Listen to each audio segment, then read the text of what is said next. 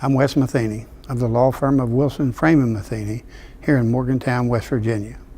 I represent Graham and Brenda Scroggie and their two children, Jordan and Lindsay, in regard to all claims arising out of the lost wheel incident that occurred on February 27, 2014 on Interstate 79 in Harrison County, West Virginia.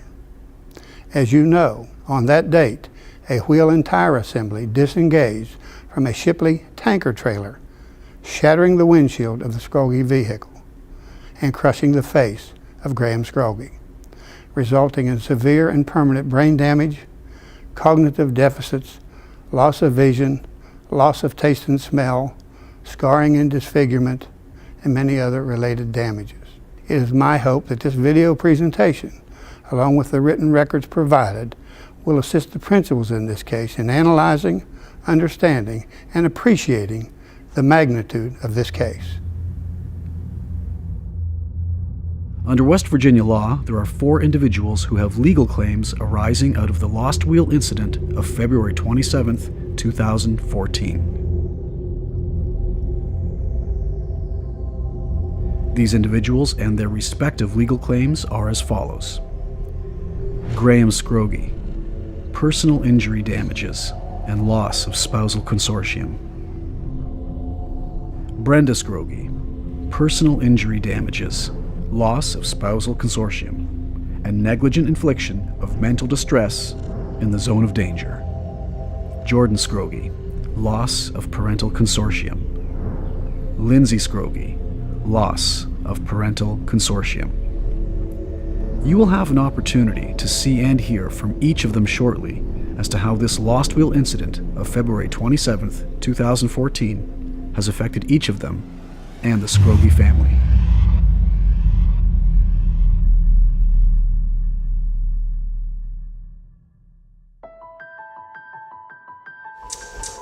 My name is Brenda Scroggie.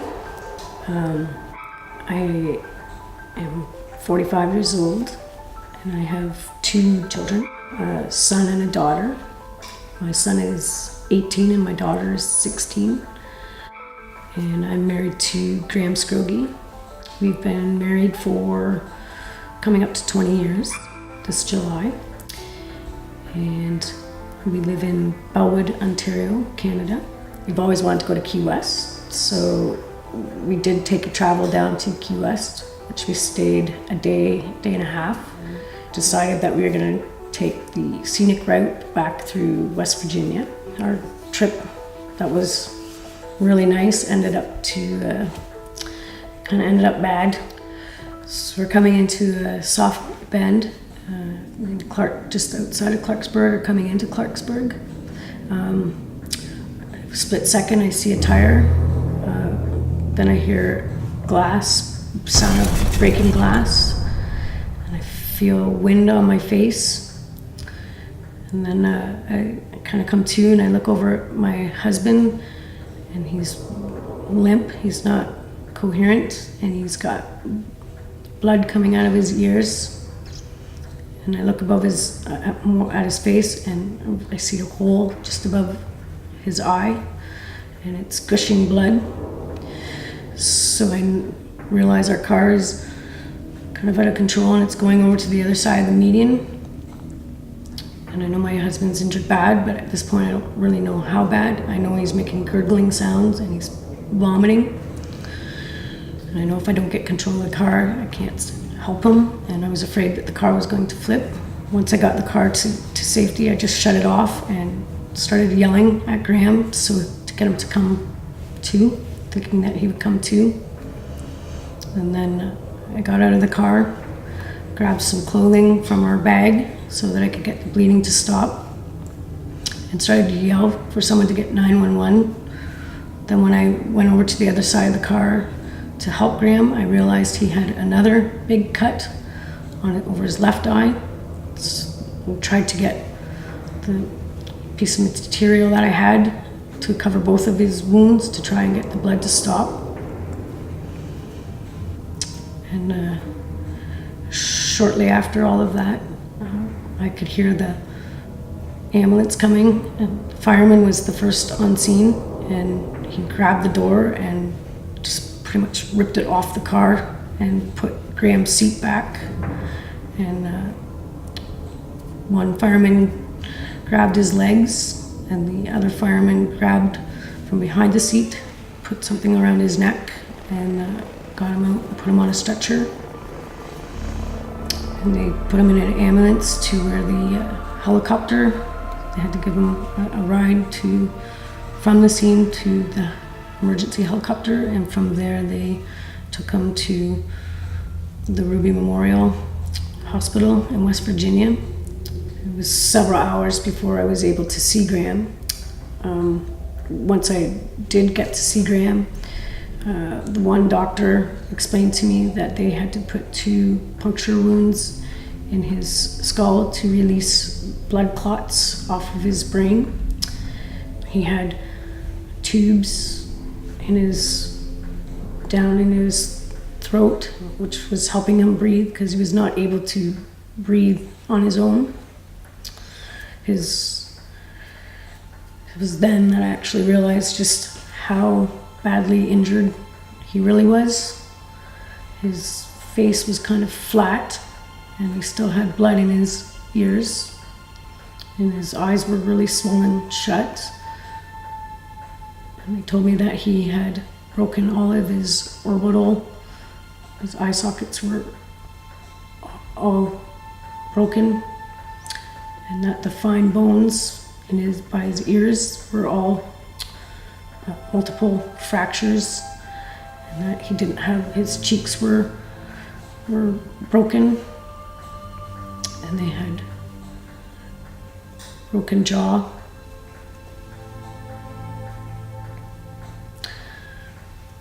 He just looked really like he was gonna die. I had to tell the kids just how badly hurt their dad was. And I was really scared because I didn't know if he was even gonna pull through it, because he wasn't coherent. They had him very medicated, so even when I held his hand, it's like he didn't even know I was there.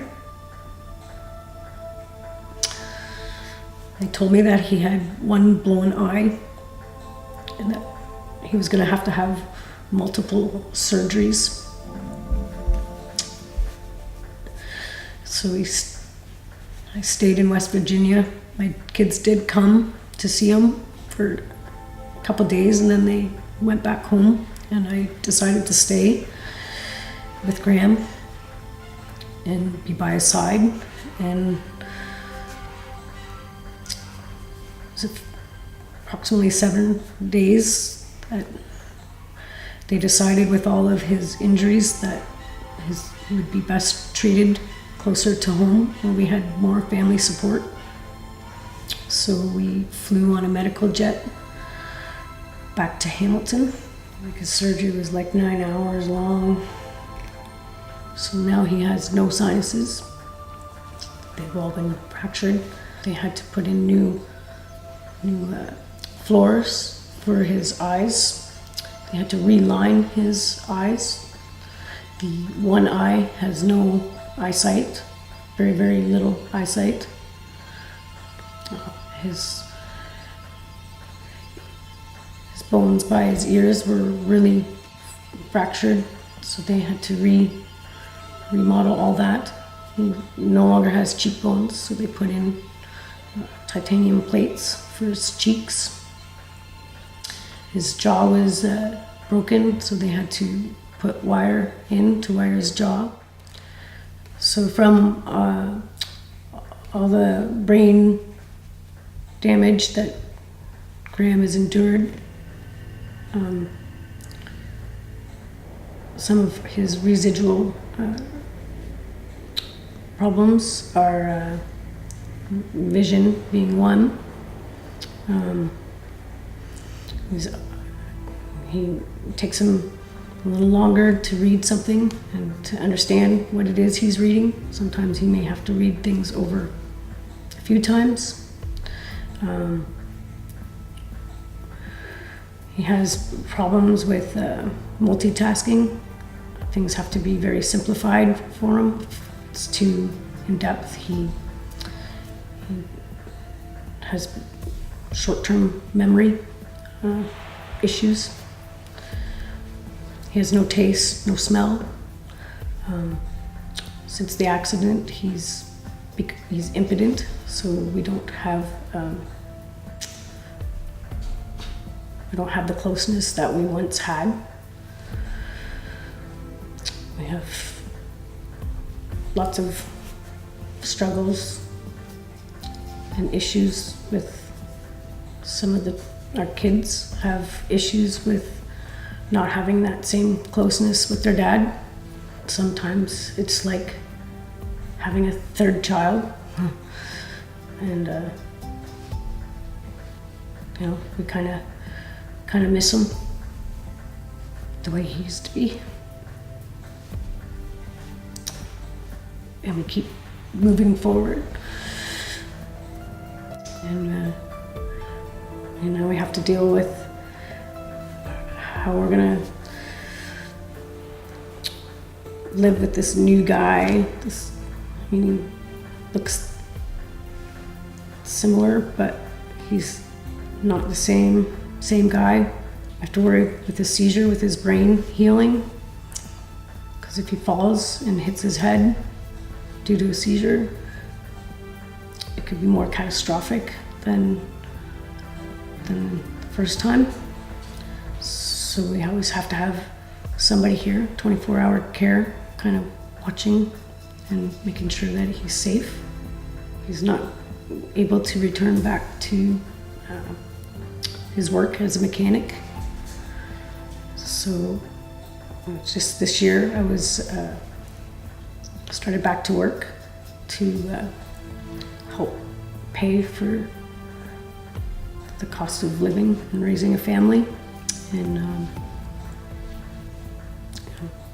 do it because we're family and we love each other. But it feels kind of like, the role has kind of reversed. So, I feel like I now have to kind of provide and take care of the family. The odds are that he's not gonna be ever the same as he used to be, and that scares me too.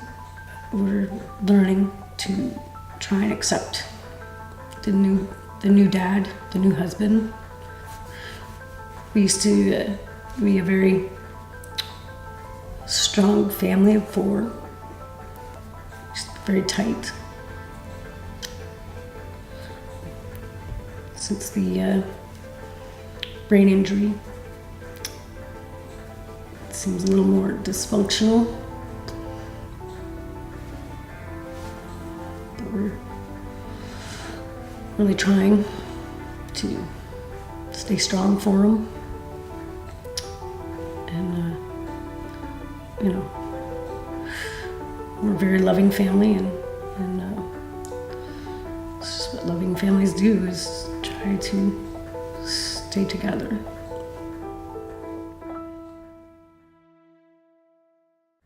It was an awful experience. My sister was on the phone and she started freaking out. They had been in a horrible car accident, and we didn't know what kind of condition he was in. We just knew it was critical. We didn't know whether he was going to make it to the night, whether he wasn't. We didn't know anything. We got in the car that night. We went down to West Virginia, drove all night until we got there. And when we came in, it was an awful thing, because we came in and we see my mom and she just started crying, and we went to see him, and when we came in, it was nothing like I had expected. You couldn't tell it was him when you see him. His face was bruised, all bloody. They cleaned him up as best as they could. Everything was swollen shut, like you couldn't see his eyes, you couldn't see anything yet. He was in a neck brace. He had needles in him and everywhere, like tubes, lines all over the place, machines making noises that we had no idea what they meant. And when we got there, he was unresponsive, like not conscious. They had him heavily sedated, and trying to work with him, they ended up having to strap him down because he's trying to pull everything out when he did come to eventually. But it was just a very rough scene. I didn't really know how to feel about it at the time. I just knew that I had to be stronger for my mom, because the last thing she needed was one of us breaking down on her. So it was definitely a hard experience. I remember them having to clean out the tube. It was awful seeing that, like, your dad's just sitting there pretty much helpless, and it looked so painful, but there was nothing you could do to help him. It was just, you had to let the doctors do their thing, and to feel that small was kind of hard. Like, it's your own parent, but you can't. They've helped you through everything, but you can't do anything for them. When the tire hit, it caused a brain bleed in his head, and they had to relieve pressure. There's scarring, so it kind of messes up the brain in ways that it couldn't, like what it could do before, it doesn't do now. And it's a part of the personality, and so we didn't know if he was even going to be able to talk at the end of it, if he was even going to know who we were. Even though he knew who we were, it's like he didn't. It's like we were kind of new. Everything that we once had in common is gone. Like, he was my dad, like my best friend. And to lose something that quick, it's just a second and it's gone. He didn't die in the accident, but he's not the same at all that he used to be. It's just upsetting, because like I would go out and I would ask him to come help me. He'd be out there before I was, and he'd know exactly what to do. He'd know how to solve the problem, how to fix it almost instantly. He was a very good mechanic, and now it's gone. Like, he second guesses himself and doubts and just doesn't even want to do it anymore. And I asked him, I was like, do you not miss having that? Like, that was a big part of your life. Does it not feel like there's something that you're missing? And he doesn't feel any different. He doesn't notice it. But I noticed it, and it's just so different. And I'm never gonna get that back. It's never gonna be the same it used to be, and it's gonna be really hard because he was a big part of my life. And growing up, just looking at, that's what I wanted to do. I wanted to be my dad, and now he's not the same person. Instead of having a father, it's more like a brother. Like, you need to watch out for him, you need to take care of him, instead of him taking care of you, watching out for you. It's just totally different, and I really, if anything, would like that back.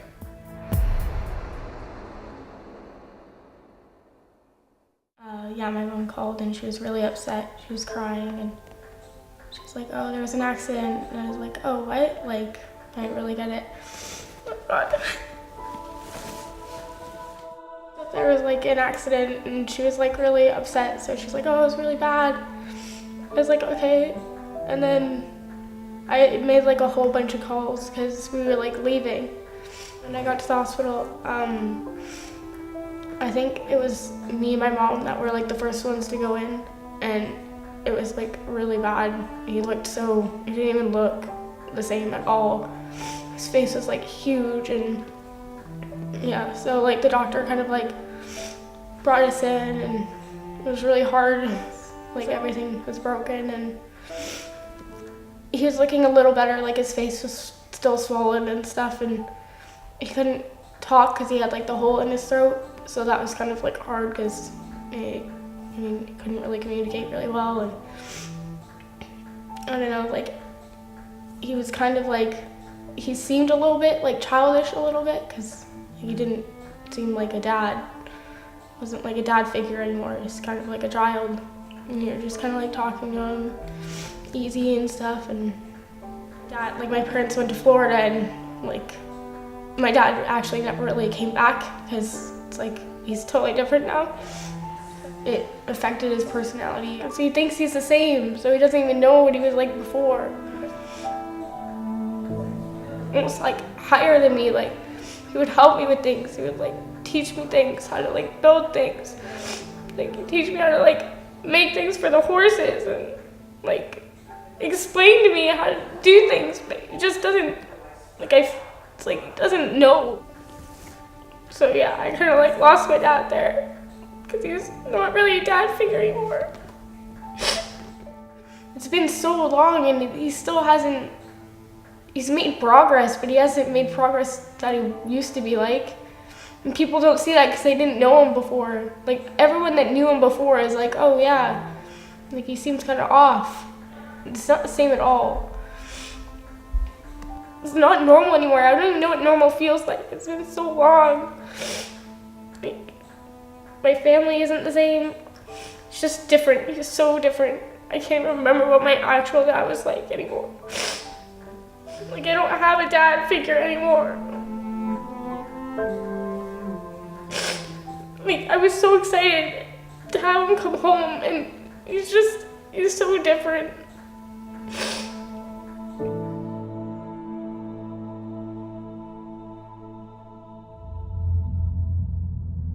There are 3 types of damages related to this case: special damages, general damages, and punitive damages.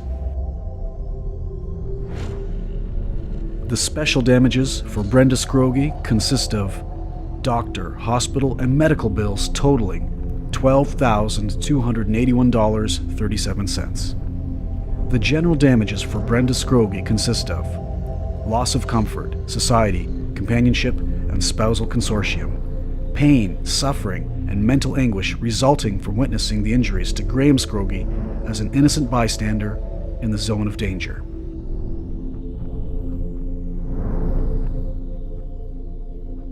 The general damages for Jordan and Lindsay Scroggie consist of loss of parental consortium, including the services, companionship, protection, advice, care, and assistance that Graham Scroggie would have rendered to them throughout his life.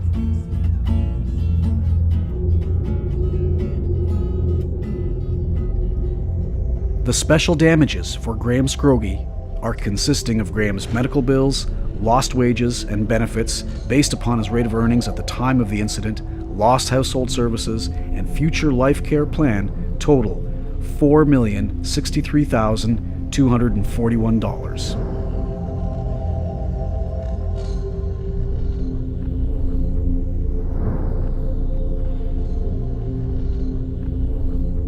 The general damages for Graham Scroggie consist of pain, suffering, and mental anguish, past and future, permanent injuries, scarring and disfigurement, loss of ability to enjoy life, loss of spousal consortium, and irreversible brain damage. The final type of damage in this case is punitive damages, consisting of damages to punish individuals or corporations from engaging in willful, wanton, and reckless conduct which deters the wrongdoer and others from engaging in a like course of conduct.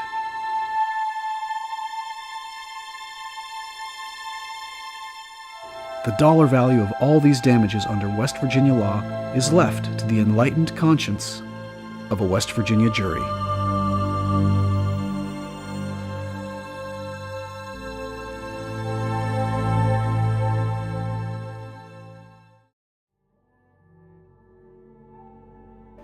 It is important to note that West Virginia juries are nationally recognized for holding individuals and corporations, including trucking and transport companies, economically responsible and accountable for their negligent conduct, and have shown no hesitancy in awarding significant sums of money for punitive damages to deter these same entities and others from engaging in willful, wanton, and reckless conduct which injures innocent persons upon the highways of our state.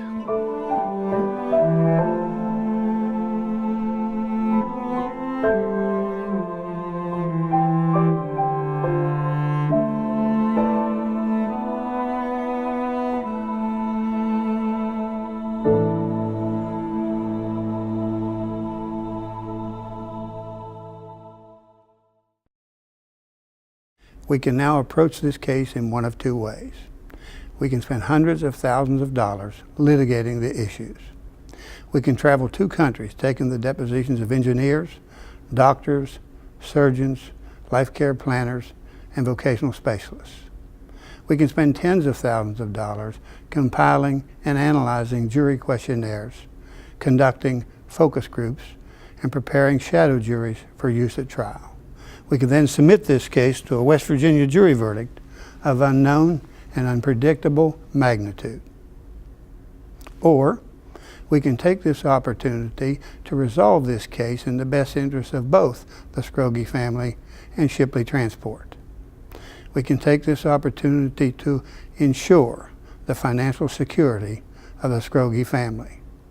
We can take this opportunity to assure that Graham completes his rehabilitation and adapts to his limitations. We can assure that Brenda's nightmare is recognized and the hopes and dreams for her family is restored. We can assure that Jordan and Lindsay are empowered to succeed, to blossom, and to live life to its fullest.